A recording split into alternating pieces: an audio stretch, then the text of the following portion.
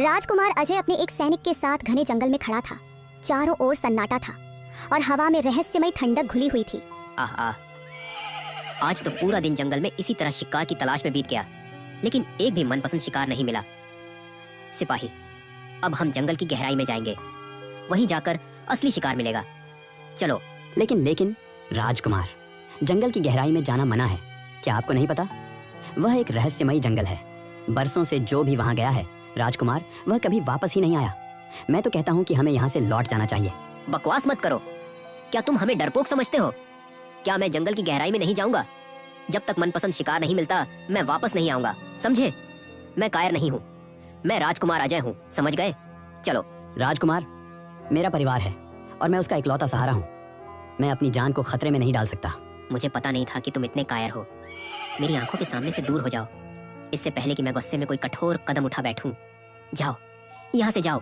सिपाही डर से सर झुका लेता है, जल्दी से घोड़े पर चढ़ता है और वहां से दूर चला जाता है। राजकुमार अजय अकेला अपना घोड़ा लेकर जंगल की गहराई में आगे बढ़ता जाता है। कुछ दूर जाने के बाद वह जंगल के उस हिस्से में पहुंचता है जहां हल्की नीली धुंध फैली हुई थी। हवा में अजीब सी बदबू थी और चारों ओर भयानक सन्नाटा छाया हुआ था। राजकुमार घोड़े से उतरकर चारों तरफ देखने लगता है। अचानक उसकी नजर एक झाड़ी के पीछे खड़ी पत्थर की रहस्यमयी मूर्ति पर पड़ती है। यह क्या? यह तो किसी मनुष्य की पत्थर की मूर्ति लगती है। ऐसा लगता है जैसे किसी जादुई शक्ति ने किसी मनुष्य को पत्थर में बदल दिया हो। ओह, तो इसका मतलब यही है कि जो भी इस जंगल में आता है वह पत्थर बन जाता है, इसीलिए कोई लौटकर वापस नहीं आ पाता। राजकुमार अजय कुछ देर तक वहीं खड़ा रहा, फिर वापस जाने ही वाला था कि अचानक उसके सामने एक विशाल राक्षस प्रकट हो गया। यह सब देखकर राजकुमार अजय हैरान रह गया और उस राक्षस से बोला, तू ही वह राक्षस है जिसने सब लोगों को पत्थर बना दिया है। इसी वजह से सारे गांव वाले जंगल में आने से डरते हैं। लेकिन याद रख, आज मैं तुझे यहीं मार दूंगा और इन सब गांव वालों को अपने साथ वापस ले जाऊंगा। अच्छा, अगर तुम में इतनी हिम्मत है तो मुझे जान से मार कर दिखाओ। मैं भी तो देखता हूँ कि तुम मुझे कैसे मारते हो। यह सब सुनकर राजकुमार अजय ने राक्षस पर हमला कर दिया, लेकिन उस हमले का राक्षस पर जरा भी असर नहीं हुआ। उल्टा राक्षस ने अपनी शक्तियों का इस्तेमाल किया और देखते ही देखते राजकुमार अजय को भी पत्थर का बना दिया। उधर वही सिपाही घोड़े पर सवार हाँफता हुआ महल पहुंचा। वह सीधे राज दरबार में गया और राजा विक्रम सिंह को सारी बात बता दी। ये क्या कह रहे हो तुम? तुमने राजकुमार को जंगल की गहराई में जाने से रोका क्यों नहीं? आप तो जानते हैं महाराज, राजकुमार कितने जिद्दी और क्रोधित स्वभाव के हैं। मैंने बहुत प्रयास किया, लेकिन उन्होंने मुझे डरपोक और कायर कहा। यहाँ तक कि तलवार भी निकाल ली और धमकी दी कि मेरा सिर धड़ से अलग कर देंगे। मैं बिल्कुल विवश हो गया था महाराज। राजा विक्रम सिंह राजकुमार अजय का इंतजार करते रहे। इंतजार करते करते शाम हो गई, लेकिन राजकुमार अजय महल वापस नहीं आया। फिर राजा विक्रम सिंह साधु के पास गए और वहां पहुंचकर उससे कहा, साधु महाराज, राजकुमार अजय ने वही गलती कर दी जो उसे बिल्कुल नहीं करनी चाहिए थी। वह जंगल की गहराई में चला गया है और अभी तक वापस नहीं आया। हमारा मन बहुत घबरा रहा है। वह हमारा इकलौता बेटा है। अगर उसे कुछ हो गया तो हमारे राज्य का क्या होगा? महाराज, यह स्थिति बहुत ही गंभीर है। बरसों से जो भी उस जंगल की गहराई में गया है वह कभी वापस नहीं आया। इसी कारण गांव का कोई भी व्यक्ति उस जंगल की ओर जाने की हिम्मत नहीं करता। यही तो बात है साधु महाराज, यही तो बात है। कोई तो उपाय बताइए साधु महाराज। आप तो चमत्कारी शक्तियों के झाता है ना, कोई तो रास्ता बताइए, कुछ तो कहिए। शांत हो जाइए महाराज, शांत हो जाइए। मैं अपनी शक्तियों से इस बात का पता लगाने की कोशिश करूंगा। मुझे 2 दिन का समय दीजिए। मैं 2 दिनों के भीतर पूरी कोशिश करूंगा कि यह जान सकूं कि राजकुमार अजय कहाँ है। महाराज विक्रम सिंह साधु की बात सुनकर वहां से चले गए। 2 दिन बीतने के बाद वे फिर लौटे और घबराते हुए साधु महाराज के सामने आकर बोले, साधु महाराज, क्या बात है? क्या आपको कुछ पता चला? मेरा बेटा अजय कहाँ है? महाराज, मैंने 2 दिनों तक गहरा ध्यान किया और विशेष मंत्रों का जाप किया, यह जानने के लिए कि राजकुमार अजय सुरक्षित हैं या नहीं। राजकुमार अजय जीवित हैं, लेकिन अब वे मनुष्य नहीं रहे, वे पत्थर की मूर्ति में बदल चुके हैं। यह कैसे संभव है? आखिर जंगल की गहराई में वह पत्थर कैसे बन गया? यह कैसे हो सकता है साधु महाराज? मैंने रहस्य को जानने का प्रयास किया महाराज। ध्यान में मैंने देखा कि उस रहस्यमयी जंगल में सिर्फ राजकुमार ही नहीं बल्कि अनेक मनुष्य पत्थर की मूर्तियों में बदल चुके हैं महाराज। और यह सब सिर्फ एक ही प्राणी के कारण हो रहा है। कौन है वह प्राणी? बताइए साधु महाराज, कौन है वह? एक राक्षस। जी महाराज, वह एक राक्षस है, रहस्यमयी और विशाल, साधारण राक्षसों से कहीं बड़ा, लहू जैसे लाल नेत्रों वाला। उसकी उपस्थिति में चारों ओर अंधकार फैल जाता है और महाराज, उसे न किसी तंत्र से हराया जा सकता है, न किसी अस्त्र से। तो क्या उस राक्षस का सामना कोई नहीं कर सकता? और यदि वह मनुष्यों को पत्थर बना रहा है तो उसका अंत होना आवश्यक है। महाराज, बरसों से जितने भी साधु संत और ज्ञानी उस जंगल की गहराई में गए, वे कभी लौट कर नहीं आए। सच यही है कि वे सब पत्थर बन चुके हैं। वह राक्षस अत्यंत शक्तिशाली है। क्षमा कीजिए महाराज, उसके खिलाफ कुछ नहीं किया जा सकता, कुछ भी नहीं। राजा विक्रम सिंह की आंखों में आंसू भर आए और उनके कदम भारी हो गए। कई दिन बाद दूर प्रदेश में एक भव्य महल खड़ा था, जिसकी दीवारों पर चमकती रोशनी पड़ रही थी। महल के अंदर राजकुमारी खिड़की के पास खड़ी थी कि अचानक उसके कानों में आवाज गूंजी, महल की गलियारे से नीचे तहखाने की सीढ़ियां हैं, वहां जाओ। राजकुमारी अपने आप कदम बढ़ाने लगी और गलियारे से नीचे अंधेरे में उतर गई। नीचे पहुंचकर उसने देखा कि वहां एक कैदखाना था, जिसमें एक अत्यंत सुंदर स्त्री बंद थी। उसके हाथ में पुराना चमकदार चांदी का खंजर था। राजकुमारी, तुम्हें यहाँ आना ही था। राजकुमारी नहीं, मैं कोई राजकुमारी नहीं हूँ। मैं यहाँ कैसे आ गई? तुम राजकुमारी हो गीता, और हमेशा रहोगी। बस अभी तुम्हें सब याद नहीं। मुझे ढूंढो और इसका अंत करो। इतना कहते ही गीता की आंखें अचानक खुल गईं। उसका शरीर पसीने से भीग गया था और वह हाँफ रही थी। अचानक उसकी नजर अपने छोटे भाई अर्जुन पर पड़ी, जो बुरी तरह खांस रहा था। सूरज, सूरज, क्या हुआ तुम्हें? गीता ने उसका माथा छुआ। सूरज को तेज बुखार था। तुम्हें बहुत तेज बुखार है, चलो मैं तुम्हें वेद के पास ले चलती हूँ। गीता ने सूरज का हाथ पकड़ा और उसे गांव के वेद के घर ले गई। वेद जी, मेरे भाई को क्या हुआ है? ये कई दिनों से बीमार है। चिंता मत करो, अभी उसका ताप थोड़ा कम हो जाएगा। ये जड़ी बूटी ले लो, लेकिन रोग जल्दी वापस आ जाएगा। असली इलाज एक विशेष जड़ी बूटी से ही संभव है। कैसी विशेष जड़ी बूटी वेद जी? वह जंगल की गहराई में उगती है, जिसे लोग रहस्यमयी जंगल कहते हैं। इसका रंग लाल है और रोशनी से चमकती है। ये अक्सर किसी तालाब के किनारे मिलती है, लेकिन जो वहाँ जाता है कभी वापस नहीं आता। तो फिर वह जड़ी बूटी कैसे मिलेगी? इसका एक और रास्ता भी है। केशव नगर राज्य में एक बड़ा औषधालय है, जहाँ यह जड़ी बूटी रखी हुई है, लेकिन यह बहुत महंगी है। कम से कम 200 सोने के सिक्के देने होंगे, तभी यह मिल पाएगी। 200 सोने के सिक्के? मैंने तो अपनी जिंदगी में 5 सिक्के भी नहीं देखे। इतने सिक्के कहाँ से लाऊंगी? अब देखो, मैंने तुम्हें रास्ता बता दिया है, अब फैसला तुम्हारा है कि तुम क्या करोगी। गीता की आंखों से आंसू बह पड़े। वह चुपचाप अपने बीमार भाई का हाथ पकड़कर घर लौट आई। जैसे ही गीता घर पहुंची, दरवाजे पर उसकी पड़ोसन गंगा मौसी खड़ी थी। गीता, मैंने देखा था कि तुम सूरज को वैद्य के पास लेकर जा रही थी। क्या वह अभी तक ठीक नहीं हुआ? अब मैं आपको क्या बताऊं मौसी, कुछ समय पहले माँ बाप हमें छोड़कर चले गए। छोटे भाई की सारी जिम्मेदारी मेरे सिर पर आ गई। न जाने उसे कैसी बीमारी लग गई है जो ठीक होने का नाम ही नहीं ले रही। और ऊपर से मेरे वे अजीब सपने, जिन्होंने मेरा जीना मुश्किल कर रखा है। सपना? कैसा सपना बेटी? कुछ समय से मुझे बहुत विचित्र सपना आता है। सपने में मैं खुद को एक राजकुमारी के रूप में देखती हूँ। एक अजीब सा महल और उसमें एक बंदी गृह, जहाँ एक सुंदर स्त्री कैद होती है। उसके हाथ में पुरानी चांदी का एक खंजर होता है। वह मुझे देखती है और कहती है, मुझे ढूंढो और उसका अंत करो। फिर मेरी आंख खुल जाती है। गंगा मौसी कुछ पल चुप रही। शायद तुम ज्यादा चिंता कर रही हो गीता, इसी वजह से ऐसे सपने आ रहे हैं। वेद जी ने क्या कहा? सूरज कब तक ठीक होगा? वेद जी बोले, इसका असली इलाज केवल एक विशेष जड़ी बूटी से ही संभव है, जो रहस्यमय जंगल की गहराई में उगती है या फिर केशव नगर राज्य में मिल सकती है। लेकिन इसकी कीमत 200 सोने के सिक्के हैं। गीता बोली, मौसी, इतने सिक्के कहाँ से लाऊं? और जंगल में कौन जाए? वहां से तो कोई वापस नहीं आता। गंगा मौसी कुछ देर सोच में डूबी, फिर गंभीर स्वर में बोली, एक काम करो बेटी, मुखिया के पास जाओ, उससे मदद मांगो। हमारा गांव संपन्न है। अगर हर घर से एक एक सोने का सिक्का मिल जाए तो 200 सिक्के इकट्ठे हो जाएंगे और तुम्हारा भाई बच जाएगा। गीता को गंगा मौसी की बात पसंद आई। वह सीधे गांव के सरपंच के घर पहुंची। सरपंच जी, मेरी मदद कीजिए, मेरा भाई बहुत बीमार है। वेद जी ने कहा है कि उसे बचाने के लिए 200 सोने के सिक्के चाहिए। अरे तुम पागल हो गई हो क्या? तुम्हें कोई एक सिक्का भी क्यों देगा? ये मेरे भाई की जिंदगी का सवाल है सरपंच जी। सरपंच, जो बेहद धूर्त और स्वार्थी स्वभाव का आदमी था, हंसकर बोला, अगर तुम्हें अपने भाई से इतना ही प्यार है तो जा रहस्यमयी जंगल की गहराई में, वहीं से वह जड़ी बूटी लेकर आ। वो तो तुम्हें मुफ्त में मिल जाएगी, नहीं तो जाकर खुद ही ले आ। गीता का मन टूट गया। वह सिर झुकाकर चुपचाप घर लौट आई। घर पहुंचकर उसने सारी घटना गंगा मौसी को बता दी। गीता, बोल से भी जंगल मत जाना। वहाँ जो गया है वह लौटकर नहीं आया। अगर तुम चली गई तो तुम्हारे भाई का क्या होगा? एक काम करो, राजमहल जाओ, राजा विक्रम सिंह से मदद मांगो, वे जरूर कुछ करेंगे।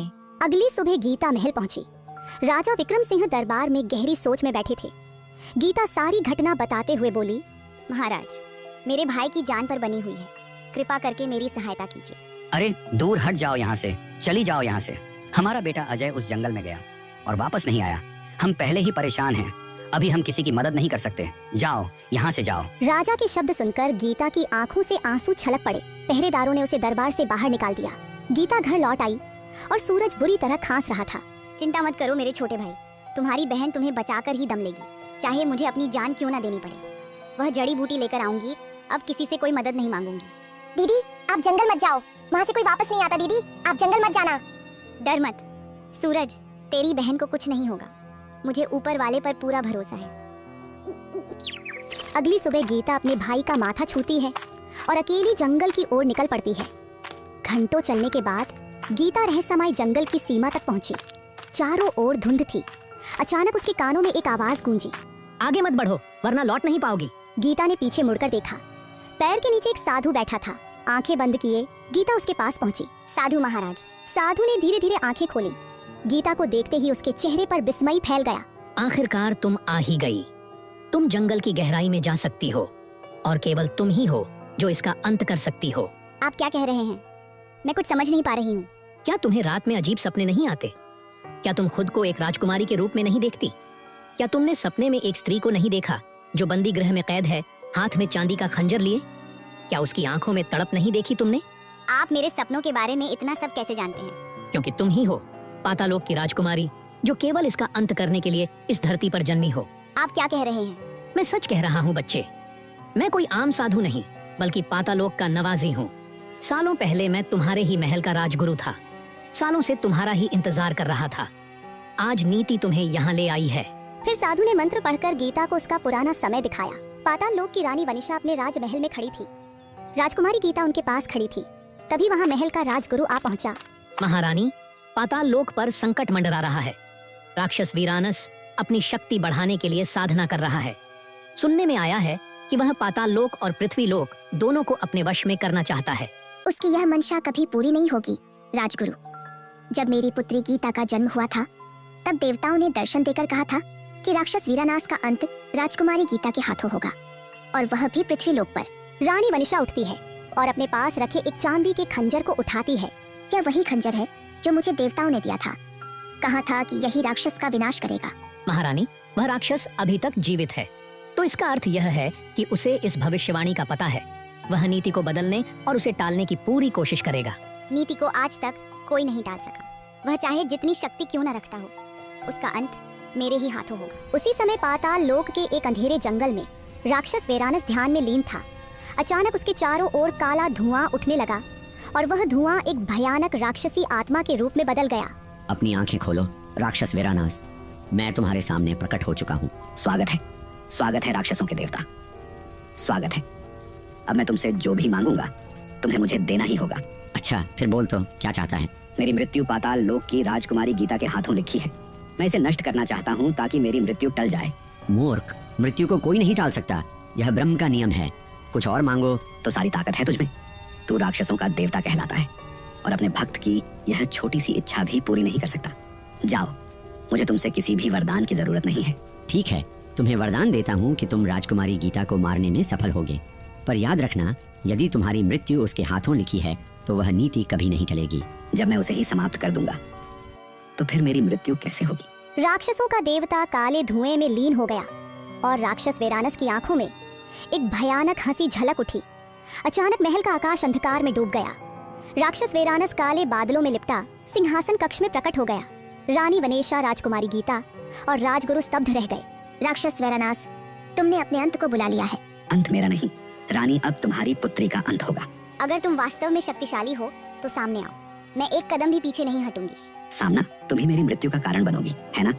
तो अब देखो मेरी शक्ति का असली जादू। फिर उस राक्षस ने अपने जादू से राजकुमारी पर अपने हाथ से शक्ति डाली, जिससे वह वहीं पर ही जलकर भस्म हो गई। फिर पूरे महल में सन्नाटा छा गया। नहीं, ये संभव नहीं है। तुम मेरी पुत्री को नहीं मार सकते। देवताओं ने कहा था कि मेरी मृत्यु तेरी पुत्री के हाथों होगी और यह खंजर तुझे मेरे अंत के लिए दिया गया था। अब देख, तेरी पुत्री राख बन चुकी है। मैंने नीति को मिटा दिया, भविष्य को बदल दिया, समय को फेर दिया। राक्षस वीरानास ने राजगुरु की ओर देखा। ओए राजगुरु, अब तो बता क्या तुम मेरे साथ रहोगे या उसके साथ मरोगे? राजगुरु ने अपनी आंखें बंद की और एक तेज चमक के साथ वहां से गायब हो गए। अगली ही पल रानी को कैद कर लिया। उन्हें लोहे की जंजीरों में बांध दिया गया। गीता अचानक होश में आ गई। उसके चेहरे पर आंसू थे और मन में अतीत की सारी यादें लौट आईं। अब उसके सामने वही साधु खड़ा था, पाताल लोक का राजगुरु, जो वर्षों से उसकी प्रतीक्षा कर रहा था। मुझे सब कुछ याद आ गया राजगुरु, सब कुछ। मुझे पता था कि यह क्षण अवश्य आएगा। जब राक्षस वेरानास ने तुम्हें जलाकर राख कर दिया था, तब मैं भी भ्रमित हो गया था कि देवता कैसे गलत हो सकते हैं। फिर मुझे एहसास हुआ कि तुम्हारा दूसरा जन्म अवश्य होगा, क्योंकि तुम्हारे ही हाथों उसका अंत लिखा गया है। अब मुझे कुछ समझाने की आवश्यकता नहीं राजगुरु। मैं उसे खोजूंगी और उसका अंत कर दूंगी। उससे पहले तुम्हें उस खंजर को पाना होगा जो अभी भी तुम्हारी माँ यानी पाताल लोक की रानी के पास है। चलो गीता, मेरे साथ चलो, आओ। राजगुरु ने अपना दायां हाथ उठाया और रंग बिरंगी किरणें चारों ओर फैल गईं। पलक झपकते ही वे दोनों पाताल लोक के महल में पहुंच गए। महल के भीतर अंधकार पसरा हुआ था। बंदी गृह के अंदर रानी जंजीरों में जकड़ी हुई थी। अब उनके हाथों में वही चांदी का खंजर था। मुझे विश्वास था तुम अवश्य आओगी मेरी बेटी। देवता गलत नहीं हो सकते। महारानी, यही वही राजकुमारी है। अब यह पृथ्वी लोक में जन्मी हुई एक मनुष्य है। कृपया इन्हें वह खंजर दे दीजिए ताकि यह राक्षस वेरानास का अंत कर सके। फिर रानी ने वह खंजर राजकुमारी गीता को दे दिया और उससे कहा, बेटी, यह खंजर अब तुम्हारी शक्ति है। इसी के द्वारा तुम राक्षस वेरानास का अंत करोगी। याद रखना, तुम्हारा साहस ही तुम्हारी सबसे बड़ी ताकत है। राजगुरु ने उसका हाथ पकड़ा और दोनों फिर पृथ्वी लोक में प्रकट हो गए। तालाब के किनारे सन्नाटा पसरा हुआ था। चारों ओर खड़ी पत्थर की मूर्तियां हवा में भी भय का आभास करवा रही थीं। यह तो हमारे राज्य के राजकुमार सूरज हैं। हाँ, यही वह स्थान है जहाँ जादूगर राक्षस वेरानास का वास है। सावधान रहना राजकुमारी। राजगुरु के इतना कहते ही वह राक्षस अचानक प्रकट हो गया। असंभव, असंभव। तुझे तो मैंने पहले ही राख कर दिया था। फिर यह कैसे हो सकता है? तेरी यही भूल थी राक्षस वेरानास। तूने नीति को चुनौती दी और नीति तुझसे बड़ी है। यह वही राजकुमारी है जो अब मनुष्य बनकर लौटी है तेरे अंत के लिए। राजगुरु के इतना कहने पर गीता ने खंजर को ऊपर उठाया और राक्षस पर हमला कर दिया। वो राक्षस वहीं जलकर भस्म हो गया और जो सभी लोग पत्थर की मूर्ति बन चुके थे वे सभी पहले की तरह ठीक हो गए। फिर गीता ने उस जंगल से वह रहस्यमयी जड़ी बूटी ली और उसे लेकर अपने घर चली गई। फिर उसने वह जड़ी बूटी पानी में घोलकर अपने छोटे भाई को पिला दी, जिससे उसका छोटा भाई पूरी तरह ठीक हो गया। फिर कुछ देर बाद पाताल लोक की रानी वनीशा, जो गीता की माँ थी, वह उसके घर आ गई और आकर उससे कहा, बेटा गीता, अब से मैं तुम्हारे साथ ही पृथ्वी लोक में रहूंगी। माँ, यह तो बहुत खुशी की बात है। आप हमारे साथ यहीं पर रहेंगी। फिर वे सब हंसी खुशी अपनी जिंदगी बिताने लगे।